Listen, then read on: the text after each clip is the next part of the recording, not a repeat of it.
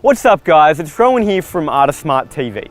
Have you ever got your assessment results back and as you're flicking through them you're seeing the same frustrating feedback over and over again? And that feedback is, you're on the right track, but, worst word ever, you're not specific enough, you don't have enough detail. And as a result you've lost a mark here, a mark there, and overall you haven't done very well. Had that feedback before? Right, it's frustrating, isn't it? Because you're so close, but you're not quite there. Now to be honest, when I see that sort of feedback, one of my first questions for students is, well great, what's the quality of your study notes like? And in most cases they look at me and they're like, yeah, I don't have study notes, or they're not very good, or I thought they were okay, but you know what, actually, on reflection I discovered that there was a whole lot of stuff that I didn't really have in them that I needed to have. And so what I'm going to be sharing with you in this video is really how you can write kick-ass study notes, 4 steps, nice and simple, because ultimately study notes are going to be the key foundation that are going to really help you improve your results in your upcoming assessments and exams. So let's look at what these 4 strategies and steps are to help you write kick-ass study notes.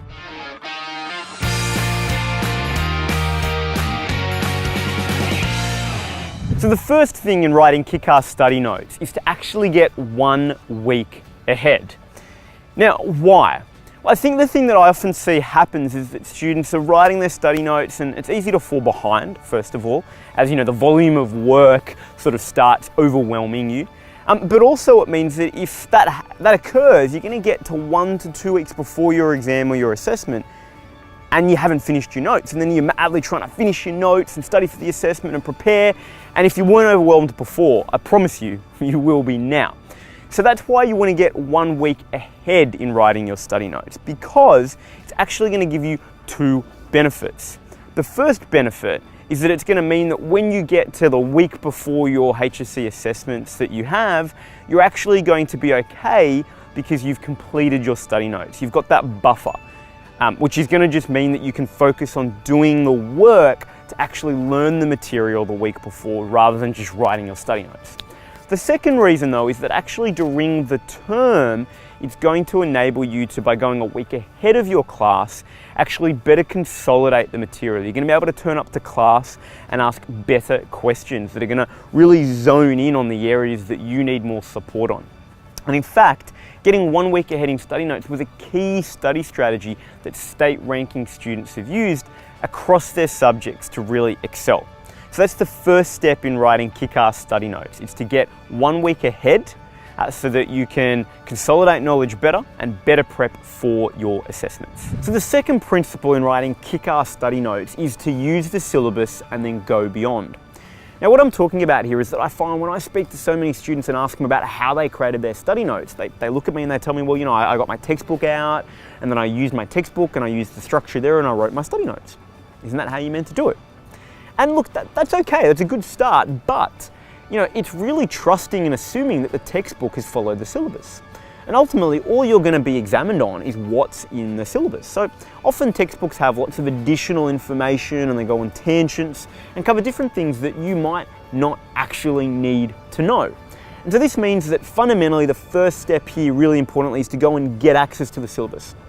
Go and download it in a Word version and delete all the stuff that's not relevant so you're left with what's important. And this is key. You know, I speak to so many students who have never even looked at their syllabus. So download the syllabus and you're going to use that as your skeleton, as your structure for your notes to make sure that you cover every single thing that you could be examined on.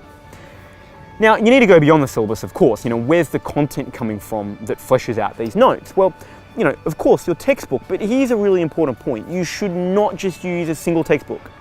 Now, I know and your teachers know that some textbooks are amazing for some topics and they suck at other topics. And it's often why your teacher will use multiple textbooks and photocopy things for you when they're appropriate from different textbooks.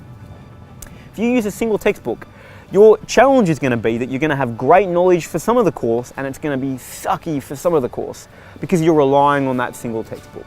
So as a result, really importantly, you need to go beyond and use at least 2 sources of information when constructing your study notes. And this is designed to make sure that your notes are solid throughout. There's no weak points, there's no gaps, there's no holes. You've got a really solid standard and foundation of your understanding. So the third step here is to make your notes look beautiful.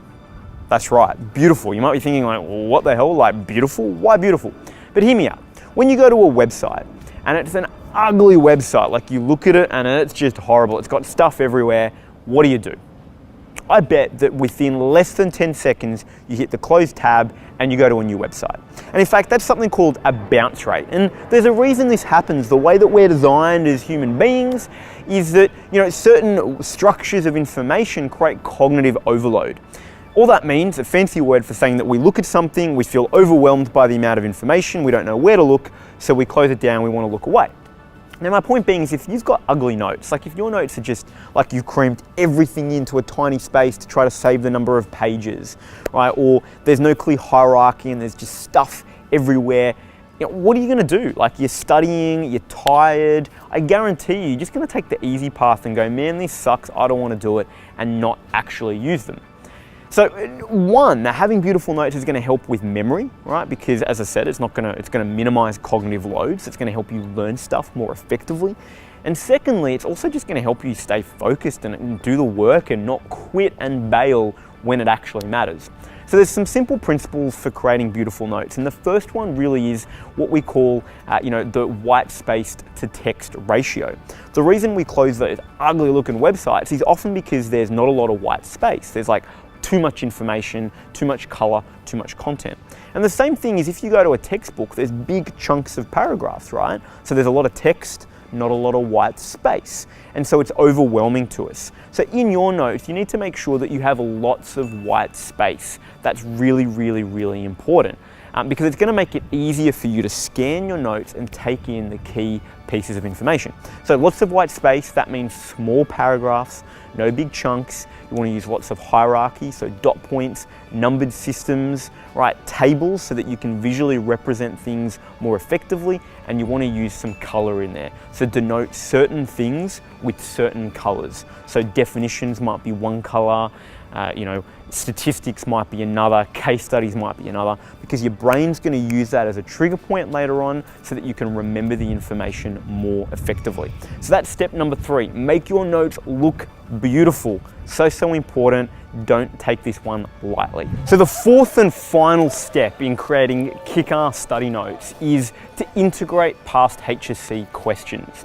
Now this is the step that I think only 1% of students ever do. Right, but it is the most critical step that's going to transform your notes into something that is such a powerful vehicle for study. I can't stress that enough.